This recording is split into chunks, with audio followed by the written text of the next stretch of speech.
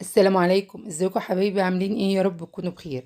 تعالوا بقى النهارده نعمل وصفه بسيطه جدا، بما ان المدارس على الابواب، مع كوبايه حليب الصبح للاولاد. فطار اللهم بارك. وكفايه ان انت اللي عاملاه في البيت. هنعمل مع بعض البسكوت القمر ده زي ما انتم شايفين، هش وخفيف وسهل، من اسهل الوصفات اللي ممكن تعمليه.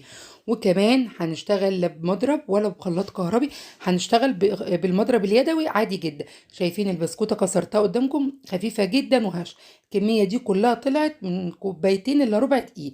لو انت حابة تضعفي الكمية دي حاجة راجعة، بس انا نصيحة ضعف الكمية لان هتطلع نتيجته تحفة يا جماعة. اتمنى ان انتوا تجربوه. يا ريت بقى يا حبايبي اللي اول مرة يشوفنا ويشاهدنا ما ينساش يحط لي لايك واشترك في القناة ويفعل زر الجرس عشان يوصلكوا كل جديد. تعالوا بقى بينا نشوف عملنا البسكوت اللي معانا ده ازاي ومكوناته ايه، وان شاء الله الوصفة تكون خفيفة ليكم وسهلة. نصلي على الرسول، اللهم صل وبارك وسلم عليك يا حبيبي يا رسول الله. ونبدأ المكونات بتاعتنا. معايا بولة، معايا نص كوباية سمنة، ممكن تستخدمي سمنة على زيت أو سمنة بس أو زيت بس أو سمنة على زبدة، براحتك خالص. إيه، أنا كنت حاطة السمنة في التلاجة وممكن تستخدميها برضو بدرجة حرارة الغرفة. معايا كمان نص كوباية سكر بودرة، وهسيب لكم المقادير كلها بالجرام في صندوق الوصف.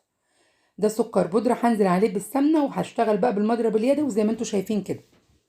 هضرب المكونات بتاعتي كويس جدا لحد ما المكونات السمنة والسكر يبقوا عاملين معايا زي الكريمة، ولونها يفتحها خالص. اهم خطوة في البسكوت كله الخطوة دي، علشان البسكوت بتاعك ما يفصلش منك.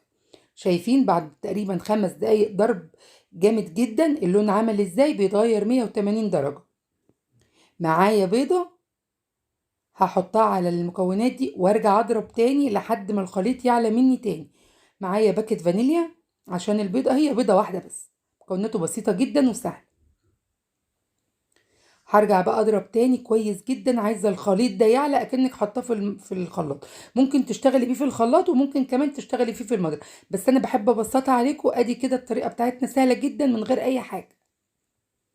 هضربه بقى كويس جدا جدا لحد ما يعلى معايا، وانتوا كمان هتشوفوا شكله. انا بضرب بسرعة جدا علشان عايزة الخليط بتاعي يعلى.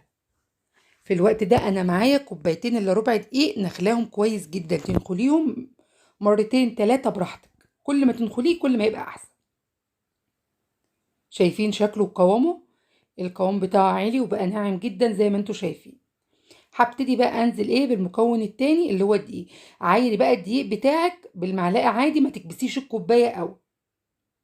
وكل المقادير تبقى بنفس الكوباية. برضو هكتب لكم المقادير بالجرام في صندوق الوصف. ابتدي بقى اقلب الكوبايه الاولانيه، البسكوت ما بيتعجنش. بالراحه كده بقى وانت بتلفي، حاولي بس انك تدمجي المكونات مع بعض. وادي الكوبايه الا ربع التانية. هبتدي بقى اقلبها كده كويس. عايزين بقى نستخدم دقيق كويس، يكون دقيق كحك وبسكوت يا جماعه. او دقيق كيك، مش هينفع الدقيق اللي هو بتاع البيتزا والمعجنات. هنزل عليها كمان بنص معلقه بيكنج باودر صغيره. كتريش البيكنج باودر عشان البسكوت بتاعك ما يفرش. هستغنى بقى عن المضرب وابتدي اشتغل بايدي. البسكوت زي ما قلت لكم مش بنعجن، هلم الدقيق بس اللي في البوله. هيتلم منك بكل سهوله خالص، مش هيبقى مفيهوش اي تعب ولا اي حاجه. العجينه باينه انها بتلزق معاكي، ما تستعجليش عليه. معايا هنا معلقتين 2 كبار نشا. هنزل عليه. النشا بيعمل ايه؟ ان النشا ما بيخليش ماده الجلوتين اللي في الدقيق تتفاعل، يبقى البسكوته بتاعتك ناشفه كده. النشا بتخلي البسكوته بتاعتك ناعمه. هبتدي بقى ادمج المكونات كلها مع بعض واخليها كلها تبقى سمك واحد، وتختلط كلها مع بعض كويس جدا. وبرده مش بعجن، انا بلم بس المكونات بصوابعي كده. العجينه بتاعتي اللهم بارك متماسكه ومظبوطه جدا. اعرف العجينه بتاعتي مظبوطه ازاي؟ اخد قطعه من العجين وادورها ما بين ايدي كده واتك عليه. لو لقيتها شققت تبقى لسه محتاجه نسبه سوائل. لو ما شققتش تبقى العجينه بتاعتي اللهم بارك كويسه جدا. واما اجي اختبر ما اختبرش بالايد اللي هي مكان ما كنت بعجن بيه، لا اخد في ايدي النضيفه اللي هي ما فيهاش عجين خالص عشان اعرف ان العجينه بتاعتي مظبوطه. انا خدت قطعه ودورتها كده، شايفين مش قاقتش خالص، ضغطت عليها ولا فيها ولا اي شقوق كده. العجينه بتاعتي اللهم بارك مظبوطه جدا. خلاص عجنتها. انا بقى حابه في المرحله دي اضاعف القيمه الغذائيه بتاعته شويه، فهنزل عليه بايه؟ معايا معلقتين 2 كبار جوز هند ناعم. ما ينفعش جوز هند خشن، هيبان معانا في البسكوت، هيبقى شكله مش ظريف. جوز هند ناعم معلقتين 2 بس، مش هيأثر خالص في المقادير، بل بالعكس هيديها طعم حلو جدا جدا. هبتدي بقى اقلب كده المكونات كلها مع بعض.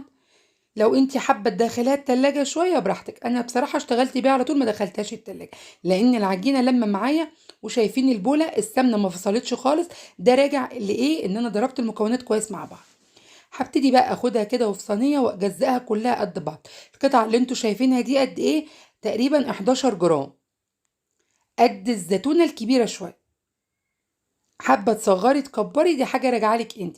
هكورها كلها كده مره واحده عشان تسهل عليا الشغل، بياخدش منك اي وقت خالص. على صينيه بقى نضيفه، صاج، اي حاجه، مش هتفرق خالص، ومش هندهنه اي حاجه. انا هجيب الصاج بتاعي، وده المكبس اللي انا اشتغلت بيه، طبعا كلكم عارفينه. الفلاشه بس عامله شويه، بس شايفين شكل البسكوت. وهبتدي احط القطعه وانزل عليها كده من المكبس. لو المكبس بتاعك لزق، حاولي تعفري المكبس بشويه دقيق، وهيطلع معاكي سهل جدا. شايفين ادي شكل البسكوت بتاعي، دي كانت اخر واحده في الصاج. في الوقت ده الفرن بتاعي شغال على 180 درجه بيسخن من قبلها ب10 دقايق. هتشتغلي في فرن البوتاجاز هيبقى على 170.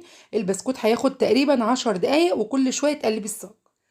انا هشتغل في الفرن الغاز بتاعي زي ما انتوا شايفين كده، النار هاديه جدا، ومن تحت كمان هاديه. البسكوت بيحب نار هاديه يا جماعه، ومسخناه من قبلها ب10 دقايق. وهبتدي كل شويه اقلب في البسكوت. ادي شكله، وهتشوفوه تاني بعد ما عدى عليه تقريبا 7 دقايق. ده كان البسكوت خلاص داخل في السوا، كان عدى عليه تقريبا 10 دقايق. احمر بس الوش شويه بتاعه.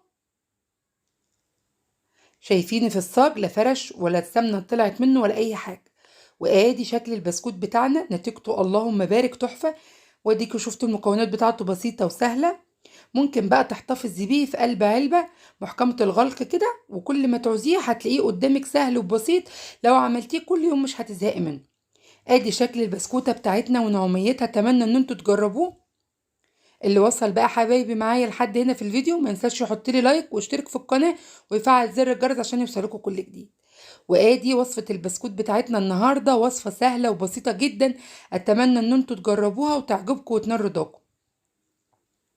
حاولي ان انت تعملي الحاجات دي لاولادك في البيت. امكانياتها بسيطة جدا، هتوفر علينا الغلاء اللي احنا فيه ده. وان شاء الله الوصفة تكون بسيطة ليكي وسهلة، ما استخدمناش فيها اي حاجة معقدة او اي حاجة ان هي توقفك، كلها مكونات في البيت. اشوفكم على فيديو تاني ان شاء الله باذن الله، مع الف سلامة.